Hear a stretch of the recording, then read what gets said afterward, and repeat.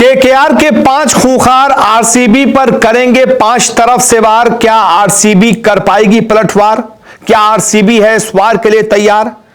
जी हां, बहुत सारे सवाल हैं आरसीबी के सामने, क्योंकि केकेआर से उसकी भिड़ंत होने जा रही है। केकेआर जो कि पिछले आईपीएल की चैंपियन है, इस बार भी उसकी टीम बड़ी दमदार दिख रही है।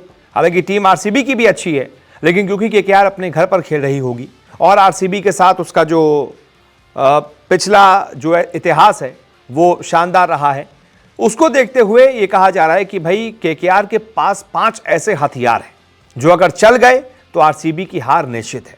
आरसीबी को इन 5 के खिलाफ कुछ ना कुछ प्लान बनाना पड़ेगा, इनसे बचकर रहना पड़ेगा। कौन कौन से ये 5 खिलाड़ी हैं जिनसे आरसीबी को खतरा है, इनके खिलाफ क्या प्लानिंग होनी चाहिए, इस पर बात कर लेते हैं। नंबर 1 जो कि केकेआर का सबसे बड़ा हथियार है, मैं मानूंगा इस पूरे आईपीएल में, बल्कि सिर्फ एक मैच में नहीं, पूरे आईपीएल में केकेआर का जो सबसे बड़ा हथियार है वो है सुनील नरेन। भाई ओपनिंग भी तूफानी कर देते हैं और बॉलिंग से तो जो 4 ओवर वो निकालते हैं उसमें कभी 3 विकेट, कभी 4 विकेट, कभी 5 विकेट, कभी 2 विकेट, रन खर्च करते नहीं हैं। तो ये दोधारी तलवार है, एक तरफ से भी वार करते हैं, दूसरी तरफ से भी वार करते हैं। तो इनकी तलवार से थोड़ा बचकर रहना पड़ेगा। अगर बैटिंग में आते हैं आपको जल्दी आउट करना पड़ेगा, बॉलिंग में आते हैं तो इनके खिलाफ आपको रन बनाने पड़ेंगे, विकेट नहीं देना पड़ेगा। इनसे आपको सबसे बड़ा खतरा है।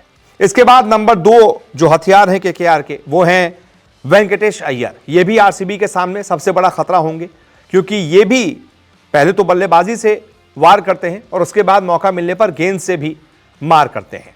ऐसे में वेंकटेश अय्यर भी एक बहुत खतरनाक प्लेयर हैं। आरसीबी को इनके खिलाफ भी प्लान बनाकर चलना पड़ेगा। और वेंकटेश तो वही वैसे भी कॉन्फिडेंस से एकदम लबरेज होंगे। इतना मोटा पैसा उनको इस बार मिला है जिसे किसी ने उम्मीद नहीं की थी। तो वेंकटेश अय्यर के ऊपर भी प्रेशर होगा कि वो परफॉर्म करके दिखाएं और जो इतना मोटी रकम उनको मिली है उसको बिल्कुल सार्थक कर दें। इसके बाद तीसरा खतरा, तीसरा हथियार जो भी आप कह लें, वो है क्विंटन डिकॉक। मुंबई इंडियंस के लिए बहुत सालों तक खेलते रहे, बढ़िया बल्लेबाजी करते हैं, ओपनिंग में आते हैं तो ऐसी तूफानी चौके छक्के लगाते हैं कि भाई लोग देखते रह जाते हैं। तो इनके खिलाफ भी आपको प्लान बनाने पड़ेंगे, इनको जल्दी आपको आउट करना पड़ेगा, नहीं तो आपके हाथ से मैच ये निकाल कर ले जाएंगे, आपको पता भी नहीं चलेगा। इसके बाद अगर इनको आउट कर लिया तो चौथे जो खतरा है आरसीबी के सामने वो हैं रसेल भाई साहब, आंद्रे रसेल पूरा नाम।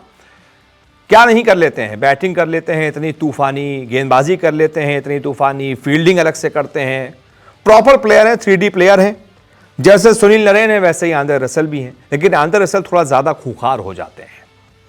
एक तो ताबड़तोड़ बल्लेबाजी करते हैं, किसी भी मैच की परिस्थितियां ये जो है 2-3 ओवर में पलट देते हैं, एक हारा हुआ मैच जिता देते हैं। और अगर इनके हाथ में गेंद दे दो तो अभी एक गोल्डन आर्म है, आपको विकेट जरूर निकाल कर देंगे। तो ऐसे में इनसे भी बचकर रहना पड़ेगा। और इसके बाद 5वें हथियार हैं केकेआर के वरुण चक्रवर्ती।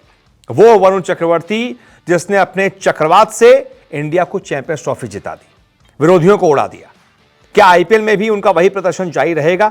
मुझे लगता है कि हाँ, उनके आर्मरी में कई सारे उन्होंने तरकश जो है वो तरकश में तीर डाले हैं कई सारे। ऐसे में अलग अलग उन तीरों का इस्तेमाल वो आईपीएल में भी करेंगे। तो आरसीबी के बल्लेबाजों को चक्रवर्ती से बचकर रहना पड़ेगा। अगर इनके 5 के खिलाफ आपने अच्छा प्रदर्शन कर लिया तो आपकी जीत तय है। बाकी आप बताइए इस बारे में आप क्या राय रखते हैं। इस वीडियो को देखने के लिए बहुत बहुत शुक्रिया।